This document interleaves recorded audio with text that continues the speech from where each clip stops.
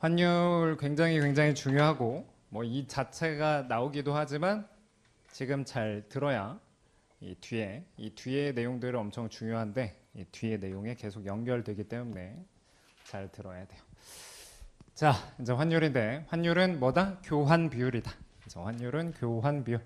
그래서 일단은 간단하게는 통화의 교환 비율이다. 통화의 교환 비율. 교환 비율이기 때문에 어느 통화를 기준으로 정의하는가에 따라서 달라지는데 보통의 경우 우리 회계사도 거의가 100% 이렇게 나왔던 것 같아요. 국내 통화로 표시한 외국 통화의 가격. 환율은 뭐다?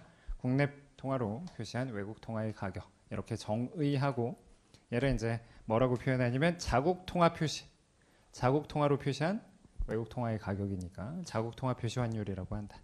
환율을 이와 같이 정의할 때 앞에서도 한번 보긴 했었죠. 환율의 상승은 국내 통화 가치 뭐? 국내 통화 가치 하락. 왜? 외국 화폐 가치가 상승한다는 건 반대로 자국 화폐 가치는 떨어지는 거니까.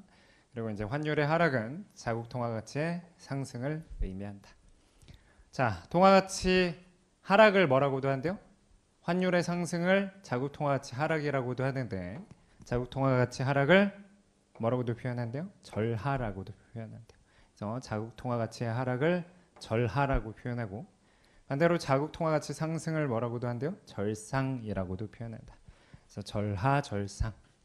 우리나라 화폐 가치가 절하되었다. 우리나라 화폐 가치가 절하되었다. 우리나라 화폐 가치가 절상되었다. 여러분들 절하는 많이 들어봤잖아요. 그렇지? 뭐 평가 절하다 이런 느낌으로. 그래서 절하, 절상이라고 부른다. 그래서 환율의 상승은 절하, 환율의 하락은 절상을 뜻한다. 여기까지 뭐 앞에서 봤던 우리 1장 인트로에서 봤던 거랑 똑같은데 이제 좀 더 엄밀하게 보는 개념이 등장하죠. 자, 그래서 보다 엄밀하게 앞서 설명한 환율은 명목 환율이래. 명목 환율. 화폐 간 교환 비율. 화폐는 이제 명목적인 거고. 이제 실질 환율을 볼 거고. 실질 환율은 뭐예요? 실질 환율은 역시 교환 비율인데 대외 거래에 있어서 구매력과 관련된 거래. 구매력과 관련된 지표로서 외국제와 한 단위를 사기 위해서 국내제와 몇 단위가 필요한가? 이게 실질 환율. 외국제와 한 단위를 사기 위해서 국내제와 몇 단위가 필요한가?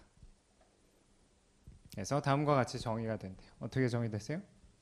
이제 여기도 관습, 똑같은 관습. 그래서 명목 환율은 어떻게 알파벳으로 표현한다? 대문자 2로 표현하고 실제로 환율은 소문자 2 이렇게 소문자 2로 표현한다. 자, 근데 이제 여기 P는 뭐예요? 우리나라 물가, 국내 물가 P. 그리고 해외 물가는 뭐라고 한대요?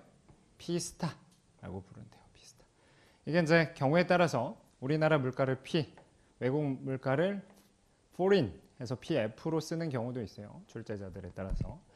그래서 이제 EPF 그래서 이렇게 쓰는 경우도 있고 이렇게 쓰는 경우도 있다. 역시 이게 무슨 얘기인지를 봐야 되겠죠? 그래서 이제 엄밀하게는 원래 물가 수준, 것이니까 당연히 하나 제품 가격이 아니고 물가 수준 가지고 설명을 해야 되지만 예를 들어서 외국 재화 가격이 그래서 아이폰 얼마예요? 아이폰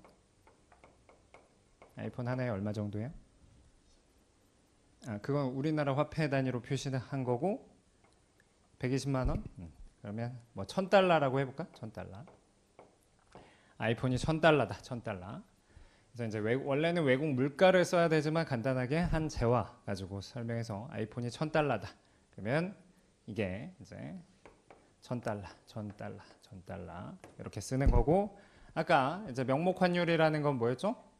화폐 간 교환 비율 혹은 자국 화폐로 표시한 외국 통화의 가격이라고 했었죠. 그래서 이제 $1가 요새 얼마예요? 한 1,300원이에요? 1,300원. $1 환율이라고 하죠. 이렇게. 그러면 이걸 곱하는 거야. 곱하면 이제 분자가 되는 거지. 자, 여러분들 한국말로 표현해 보면 어떻게 돼요? EP스타 혹은 EPF는 명목 환율 곱하기 해외 물가 혹은 해외 제품 가격은 자국 화폐로 계산한 혹은 표시한 계산한 외국 재화 가격 혹은 물가 혹은 물가가 되는 거죠. 그렇죠? 그래서 이 비슷한 이거는 이제 여러분들 계산해 보면 아까 친구가 말한 것처럼 아이폰은 130만 원입니다. 130만 원이에요.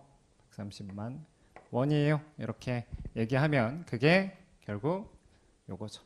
그래서 외국 제품 가격 곱하기 명목 환율. 이게 자국 화폐로 표시한 혹은 자국 화폐로 계산한 외국 재화의 가격이 되겠죠. 그러면 이제 분자는 뭐겠어요?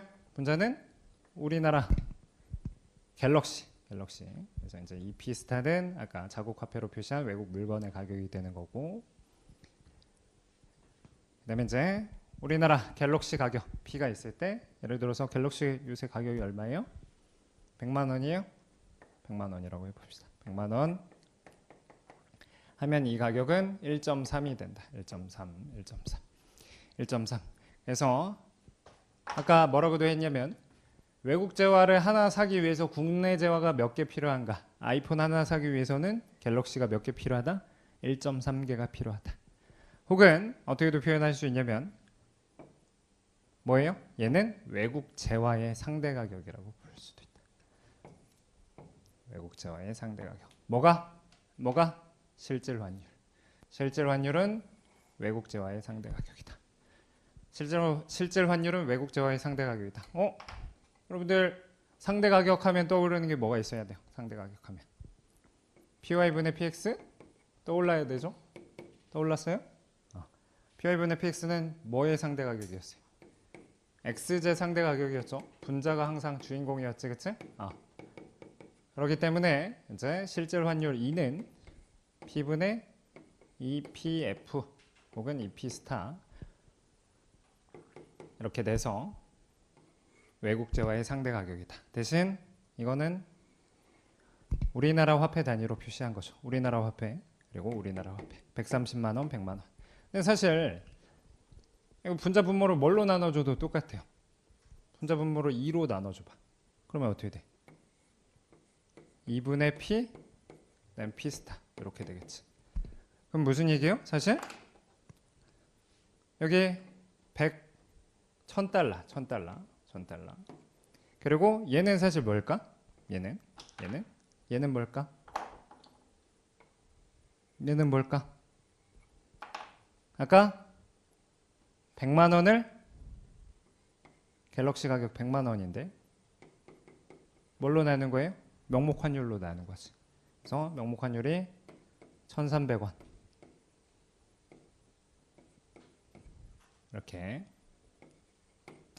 이렇게 하면 이게 이제 얼마 나오겠죠. 딱 떨어지진 않지만 얼마나요? 대충 뭐 얼마 나오겠지.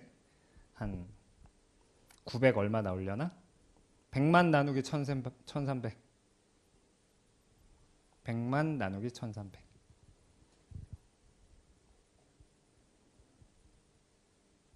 얼마나요? 760 9추 어쩌고 이렇게. 그럼 이건 결국 769달러라는 거야. 뭐가? 얘는 뭐야? 외국 화폐로 표시한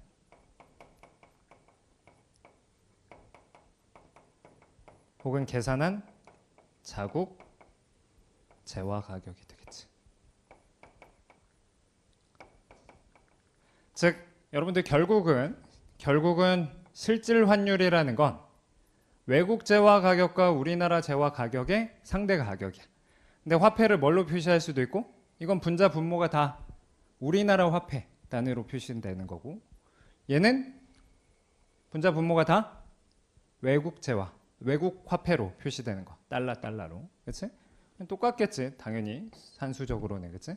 그래서 원으로 분자 분모를 다 원으로 표시하냐 분자 분모를 다 달러로 표시하느냐 차이가 있을 뿐이지 기본적으로는 똑같다. 그래서 여러분들 이 피스 그냥 여기 썼으니까 이 피스타는 자국 화폐로 계산한 외국 재화의 가격. 반대로 2분의 P는 외국 화폐로 표시한 자국 재화의 가격이다. 그래서 외국 재화 가격에다 환율을 곱하면 우리나라 화폐 단위로 표시한 외국 재화 가격. 자국 재화 가격을 환율로 나누면 외국 화폐로 표시한 자국 재화의 가격. 됐어요? 당연히 너무나 쉽게 이해가 되는 거지만 이해로 끝나는 게 아니고 기계적으로 숙달이 돼야 돼요. 숙달. 오케이. 좋아. 여튼 실질 환율은 결국 뭐다? 외국 재화 한 단위와 교환되는 자국 재화의 량. 외국 재화 한 단위와 교환되는 자국 재화의 량. 혹은 외국 재화의 상대 가격이다. 외국 재화의 상대 가격. 실질 환율은 외국 재화의 상대 가격이다. 실질 환율은 외국 재화의 상대 가격이다.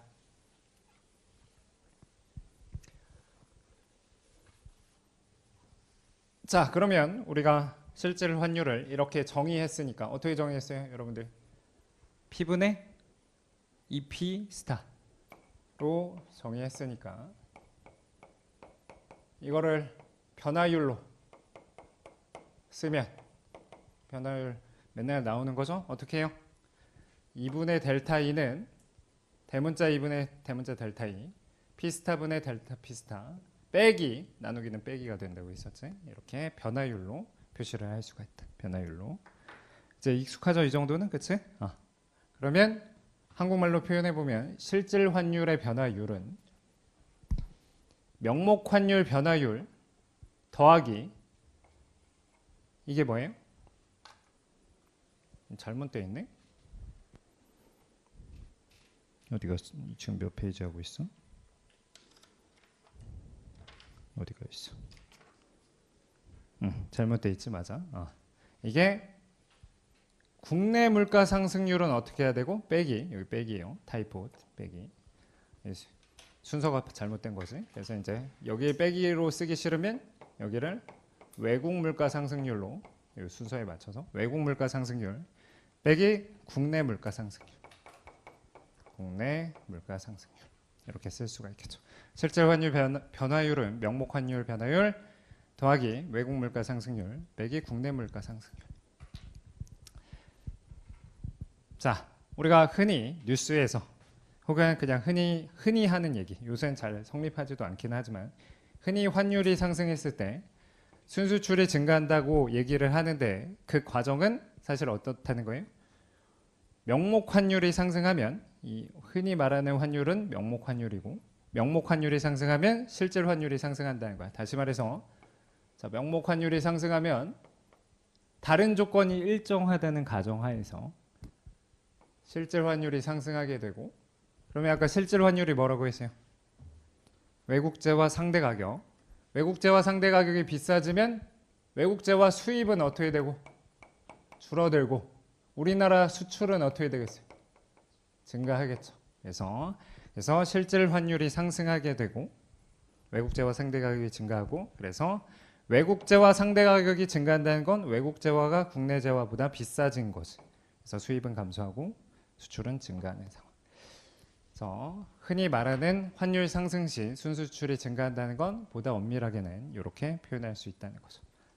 중요한 거니까 다시 한번 연습해 보면 환율이 상승했을 때 순수출이 감소하는가 했을 때 이 채널은 환율이 상승하면 P분의 EP 스타 혹은 P분의 EPF.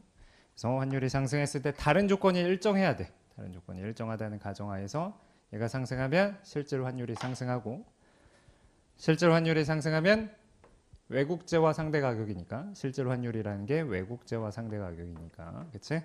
실질 환율은 외국재화 상대 가격.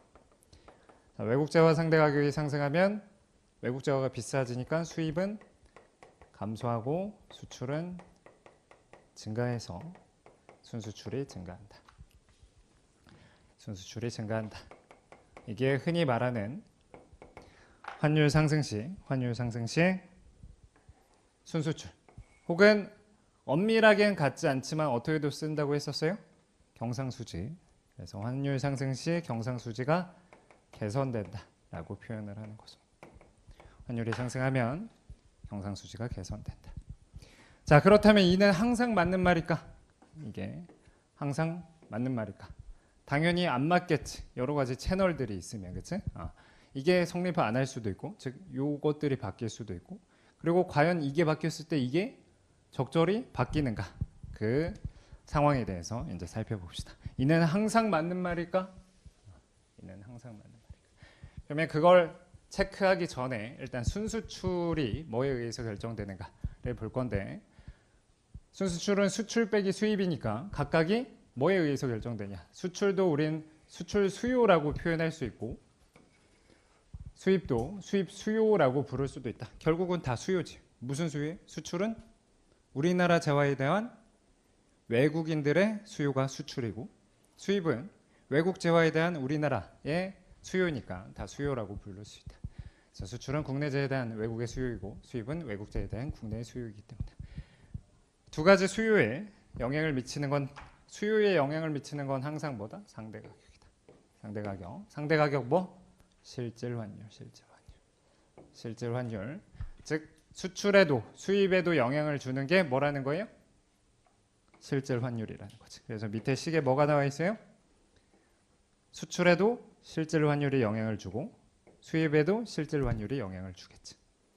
근데 우리 영향을 줄 때 함수 관계에서 중요한 건 방향성이니까, 실질 환율이 상승하면, 아까 무슨 상대 가격이니까 실질 환율은? 국내 재화 상대 가격이에요? 해외 재화 상대 가격이에요? 해외 재화 상대 가격이니까 실질 환율이 상승하면 해외 제품이 증가해서 아까 해외 제품 가격이 상승하는 거니까 수출은 증가한다. 그래서 실질 환율이 상승했을 때 수출은 증가하니까 양의 관계. 반대로 해외 제품이 비싸지면 수입은 감소하니까 음의 관계. 이렇게 쓸 수가 있겠지. 자, 이런 상대 가격 외에도 영향을 주는 건 뭐냐? 뭐가 영향을 주겠어요? 수출에 영향을 주는 건 사실은 해외 소득. 그치? 해외 소득이 높아지면 우리 해외 버전을 표현할 때 이렇게 스타 별표를 친다든지, 뭐 출제자에 따라서 F를 쓰는 경우도 있지만, 하여튼 우리 버전에서 계속 스타로 씁시다. 그래서 이제 해외 소득이 증가하면 수출이 잘 될 테니까, 이건 무슨 관계? 양의 관계, 그치?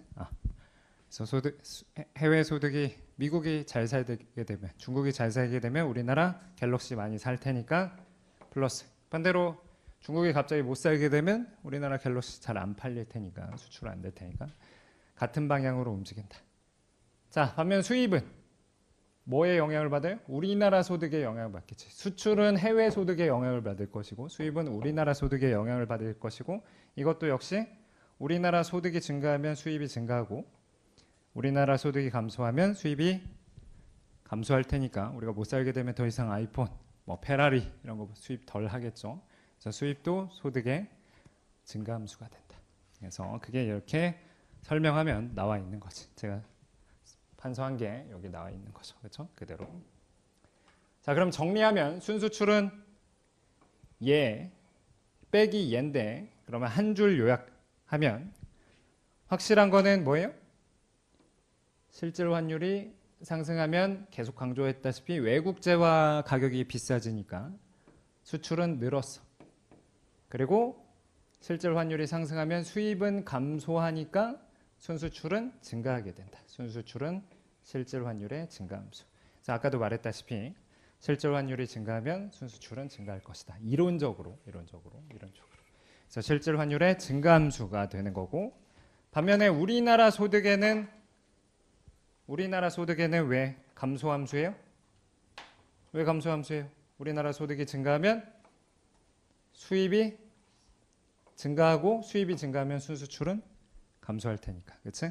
그래서 우리나라 소득에는 감소함수, 마지막으로 해외 소득에는 증가함수. 해외 소득이 증가하면 수출이 증가해서 순수출이 증가할 테니까. 그래서 이거 기억을 해야겠네요.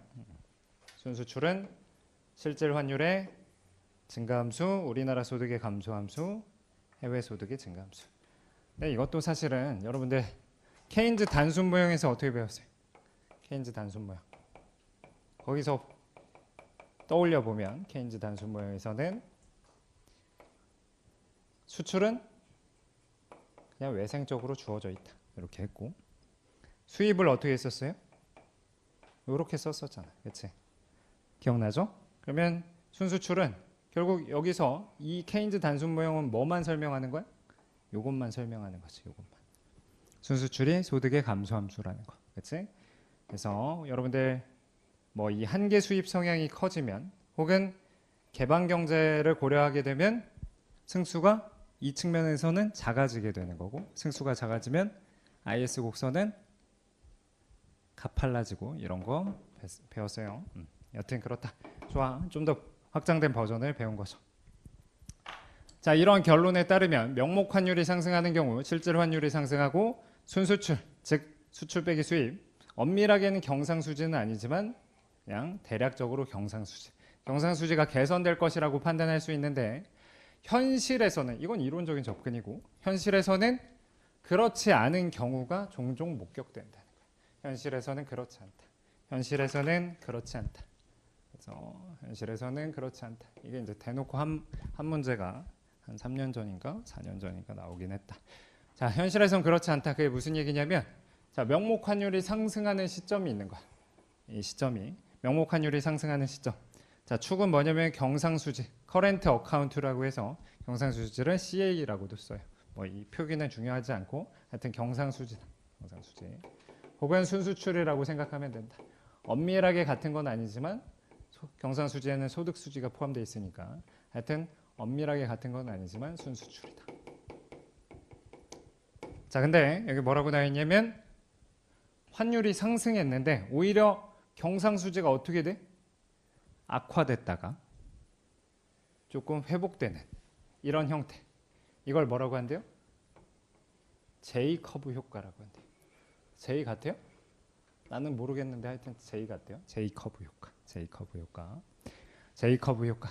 얘를 J 커브 효과라고 한다. 그래서 이제 그래프는 경상수지가 0으로 일정하게 경상수지가 0이다가 뭐래요? 환율이 상승했다. 명목 환율이 상승했다. 자, 명목 환율이 상승하는 건 어떻게도 아까 뭐라 했었어요? 외국 화폐 가치가 상승하는 건 우리나라 화폐 가치는 떨어지는 거. 그래서 이제 절하라고도 표현할 수 있죠. 이는 정책적으로 절하시킬 수도 있고 혹은 외생적 충격에 의해서도 그냥 환율이 상승할 수도 있다. 여튼 환율이 명목 환율이 상승하게 되는 경우 초기에는 오히려 경상수지가 악화되더라. 초기에는 오히려 경상수지가 빡 악화되더라. 악화되다가 시간이 지나면서 개선되는 거. 시간이 지나면서 개선되더라. 자, 모형이 J와 닮았다고 해서 J 커브 효과라고 한다. 여러분들 가수 J 알아요? J? 알아요? 뭐 어떤 노래 알아요? 어제처럼. 그렇죠. 어제처럼. 오늘 쉴 때 한 번씩 들어봐요. 좋은 노래다. J 어제처럼. J 어제처럼. 친구 나이 속였지. J 어제처럼. 자, 하여튼 J 커브 효과라고 한다. 그러면 왜 발생하는가? 왜 이론과 현실은 좀 다른가? 이런 현상은 왜 발생하는가 했을 때 다음과 같이 설명할 수 있다는 거예요. 자, 경상수지는 보통 달러로 표시하니까 경상수지는 수출액 빼기 수입액이다. 뭘로 표시한? 달러로 표시한. 경상수지가 몇 억 달러입니다. 이렇게 얘기하잖아요. 그렇죠? 그래서 이제 수출액 빼기 수입액으로 표시할 수 있다. 그러면 이제 앞에 여러분들이 좀 익숙해져야 되는데 수출액은 무조건 뭐예요? 여러분 거기 써 있으니까 여러분들 쓸 필요 없이 수출제 가격들이 있을 것이고 수출량이 있겠죠. 가격 곱하기 량 이게 수출액이고 수입액은 당연히 수입제 가격이 있을 것이고 수입량이 있겠죠. 근데 지금 뭘로 표시하니까 뭘로 표시해요? 뭘로 표시해요? 달러로 표시한다. 외화로 표시하기 위해서는 수입제 가격은 원래 달러고 수출제 가격은 달러가 아니니까 이걸 어떻게 나눠줘야 돼요? 명목 환율로 나눠줘야겠죠. 우리나라 재화 가격을 명목 환율로 나누는 거 아까 썼었잖아요. 우리나라 재화 가격을 명목 환율로 나누면 외국 화폐로 표시한 자국 재화의 가격 갤럭시가 769달러. 그래서 그게 여기 이제 나와 있는 거예요. 그래서 자, 2분의 P 곱하기 수출량 그리고 P 스타 곱하기 수입량 이렇게 쓸 수가 있다. 자, 그러면 이제 명목 환율이 상승했을 때 즉각적으로 어떻다는 거예요? 명목 환율이 상승하면 달러 표시 갤럭시 가격이 어떻게 되는 거야? 하락한다는 거야. 하락하는 거. 근데 뭐는 고정돼 있대요? 수출량, 수입량은 단기적으로는 각종 계약이라든지 습관이라든지에 따라서 단기적으로는 고정돼 있대. 그럼 얘가 고정돼 있어 단기적으로. 그러면 경상수지는 어떻게 되는 거예요? 얘는 고정돼 있고 얘는 바뀐 거 없고 얘는 어떻게 되니까? 떨어지니까. 수출제 가격, 달러 표시 수출제 가격은 떨어지니까 경상수지가 어떻게 되겠어? 떨어지겠지. 그치?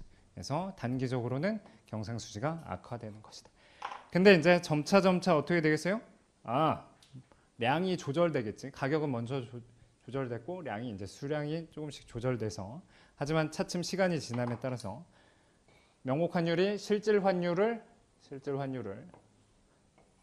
상승시키고 이에 따라서 수출량이 증가하고 수입량이 감소하면 서서히 감소하면 그때부터 개선된다. 그래서 즉각적으로는 오히려 악화될 수 있다는 게 제이커브 효과다. 근데 이걸 어떻게도 표현하냐면 이 실질 환율 변화에 따라서 방금 설명한 것처럼 실질 환율 변화에 따라서 수출량이 충분히 늘고 수입량이 충분히 감소해야지 경상수지가 이전보다 개선될 텐데 이를 무슨 조건이라고 한대요? 마샬 러너 조건이라고 한대요. 회계사에서는 한 번 나왔나요? 한 문장? 안 나왔나? 모르겠어. 거기 옆에 뭐라고 써줄 거냐면 마샬 러너 조건 쓰기 싫으면 안 써도 되고 50점 목표로 하면 안 써도 된다. 마샬 러너 조건은 뭐냐? 수출 수요의 가격 탄력성과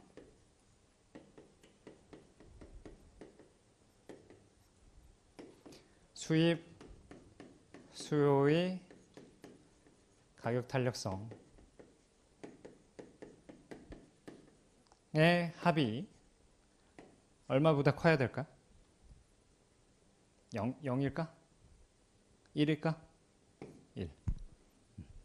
이거 근데 사실 뭐 외울 것도 없어요. 우리 미시경제학에서 뭐 얘기했냐면 P 곱하기 Q 얘기하면서 가격이 떨어질 때 탄력성이 1보다 클 때 가격이 떨어질 때 탄력성이 1보다 커야만 가격 하락 시 뭐가? 전체 판매 수입. 그래서 기업 입장에선 판매 수입이고 소비자 입장에선 지출이라고 했던 거. 가격이 떨어질 때 총 판매 수입이 증가한다. 여기에 적용해 보면 사실은 이건 쓸 필요 없죠? 2분의 P 곱하기 X, X는 수출, 그리고 빼기 P 스타 곱하기 M, M은 수입. 이렇게 했을 때 결국은 이 수출량과 수입량이 뭐에 의해서? 실질 환율에 의해서 영향을 받는다. 아까 봤듯이. 근데 이제 실질 환율이 변했을 때 실질 환율은 외국제와의 상대 가격이고 그게 바뀌었을 때 얘가 충분히 조정돼야지. 그게 수출 수요의 가격 탄력성, 수입 수요의 가격 탄력성. 이 두 개가 있으니까 여기서는 하나만 있었으니까 반면 그래서 두 개의 합이 1보다 클 때 경상수지가 개선된다. 이게 이제 마샬 러너 조건이래요. 하여튼 그렇다. 자, 여기까지 봤고 이제 환율의 결정에 대해서 봅시다. 환율의 결정. 자, 10분만 더 하고 오늘은 마무리 질 거예요. 자, 환율의 결정.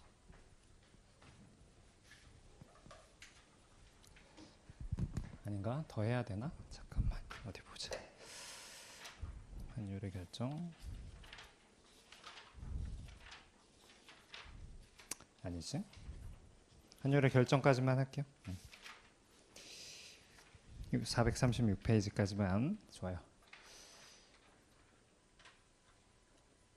자, 환율은 어떻게 결정되는가? 여러분들 환율이 뭐라고 했었죠? 엄밀하게는 환율은 명목 환율이 있고 명목 환율 그리고 뭐가 있었죠? 실질 환율이 있었다.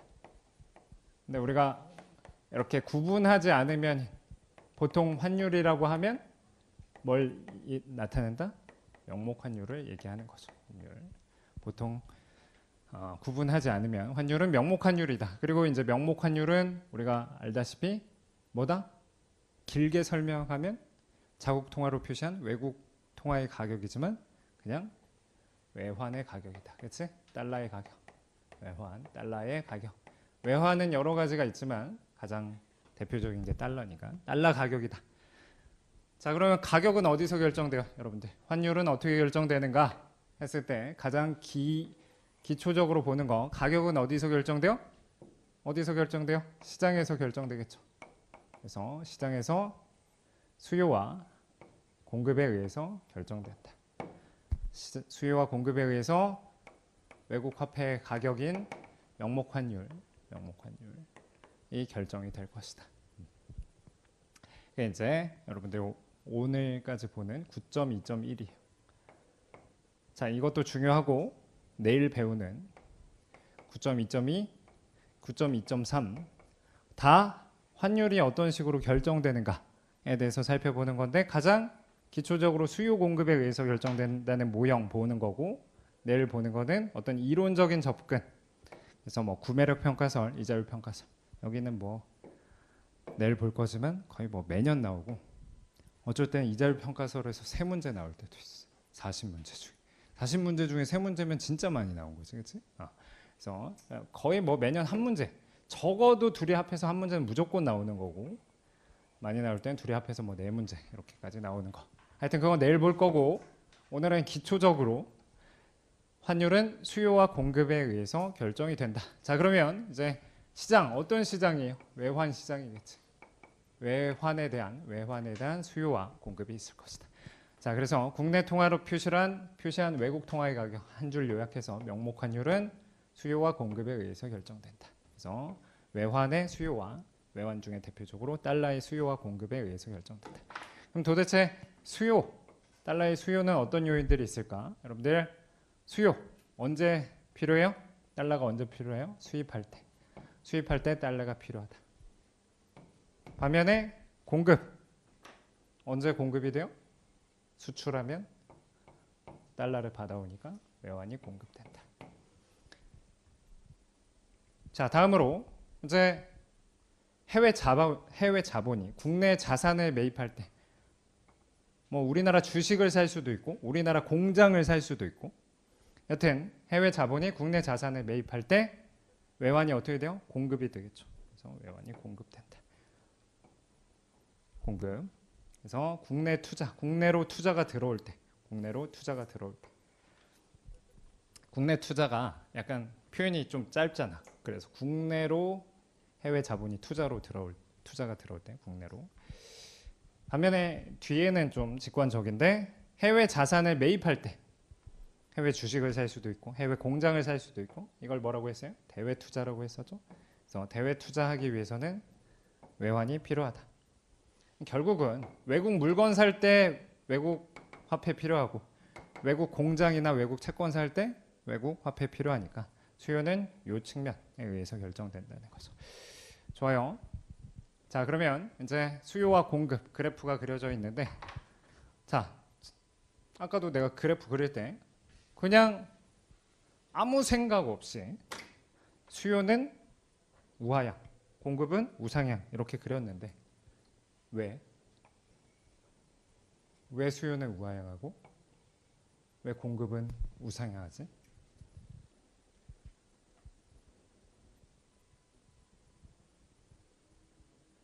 우하향한다는 건 뭐예요?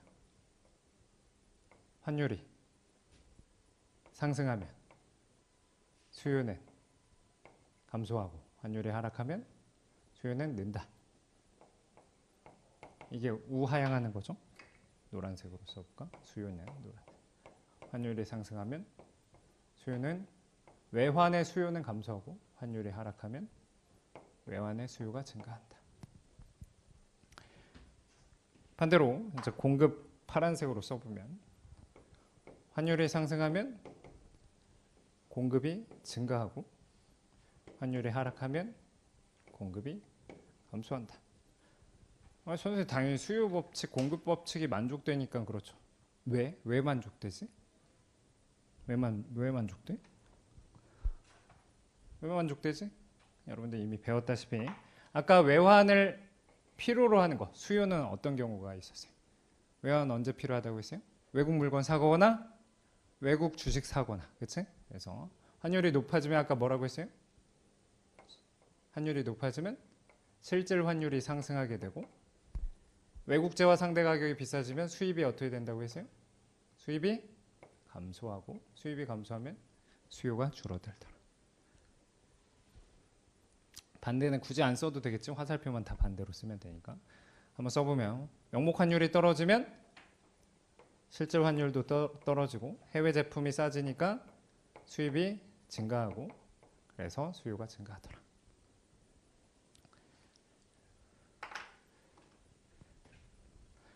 반면에 명목 환율이 상승하면 똑같은 거죠. 실질 환율이 상승하고 실질 환율이 상승하면 뭐가 증가하니까? 우리 해외 제품 가격이 비싸지면 우리나라 제품 수출이 증가하니까 그래서 공급이 증가하더라. 우리 외환의 공급은 수출이 외환의 공급. 반대 화살표는 반대로 쓰면 되겠죠. 즉 우상향하고 우하향하는 이유는 명목 환율 변화에 따라서 이렇게 수출 수입이 바뀌니까 수출 수입이 바뀌기 때문에 그래서 이제 그게 줄글로 나와 있으면 줄글로 표현하면 요 표현이 되는 거죠. 명목 환율이 상승하면 수출이 증가하고 명목 환율이 상승하면 수출이 증가하고 반면에 명목 환율이 상승하면 수입이 감소해서 공급은 늘고 수요가 줄기 때문이다. 그래서 이렇게 된다. 자, 근데 이제 추가적으로 한번 써보면 이 외환의 수요는 수입하거나 뭐죠?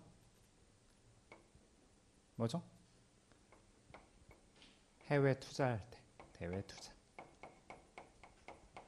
외환의 공급은 수출하거나 국내 투자하면 좀 딱 와닿지 않잖아요, 그렇지? 국내로 투자, 해외 자본이 국내로 투자 들어올 때 공급이 된다. 그러면 이제 곡선상의 움직임, 곡선 자체의 이동도 봐야 되는데 우리 마치 미시경제학에서 재고와 가격 이외의 요인들이 변하면 수요라든지 공급 자체가 이동한다고 배웠으니까 여기 마찬가지로 요 요인이 바뀌거나 수출 수입이 바뀌는데 명목 환율 때문에 바뀌는 건 아니야. 명목 환율 때문에 수출 수입이 바뀌는 건 곡선상의 움직임. 명목 환율 말고 수출 수입에 영향을 주는 게 뭐가 있어요? 아까 배웠잖아. 아까 방금 전에 수출에 영향을 주는 거, 수입에 영향을 주는 거. 좀 더 정확하게 실질 환율, 명목 환율이 변하면 실질 환율이 바뀐다고 했었잖아요. 그렇죠? 그리고 수출에 영향을 주는 건 뭐? 해외 소득. 그리고 수입에 영향을 주는 건 실질 환율, 명목 환율이 바뀌면 실질 환율이 바뀌고, 그리고 수입에 영향을 주는 건 우리나라 소득. 방금 배운 거지, 그치? 자, 그러면 이제 수출 수입이 바뀌는데 명목 환율 외적으로 수출 수입이 바뀌는 경우는 뭐예요? 실질 환율은 여러분들이 불러볼래요? 실질 환율은 P분의 2P 스타, P분의 2P 스타 실질 환율. 그러면 이제 수출 수입에 영향을 주는 것 중에서 우리나라 물가 변화, 해외 물가 변화, 해외 소득, 우리나라 소득. 이것의 변화로 인한 수출 수입의 변화는 곡선 자체의 이동. 그래서 여기 나와 있듯이 환율 이외의 요인들에 의해서 수출 수입이 변하고 적어보면 우리나라 물가, 해외 물가, 우리나라 소득, 해외 소득 이런 것들이 변화해서 변하는 경우. 하는 경우는 곡선 자체가 이동을 할 것이다. 명목 환율이 바뀌어서 수출 수입이 바뀌는 건 곡선상의 이동, 나머지 요인들에 의해서 바뀌는 건 곡선 자체 이동. 그리고 아까 설명했던 당연히 이쪽 부분은 당연히 곡선 자체 이동. 국내 투자 및 대외 투자가 변할 경우 수요 공급이 바뀌고 그래서 곡선 자체가 이동하고 그래서 균형 환율이 변하게 된다.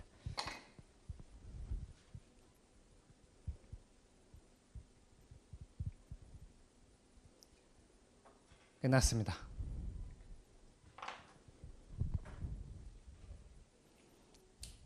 그래서 내일 436페이지 밑에 OX 풀다 보면 이게 좀 연습이 되겠죠? 미리 풀어보고 싶으면 풀어보고.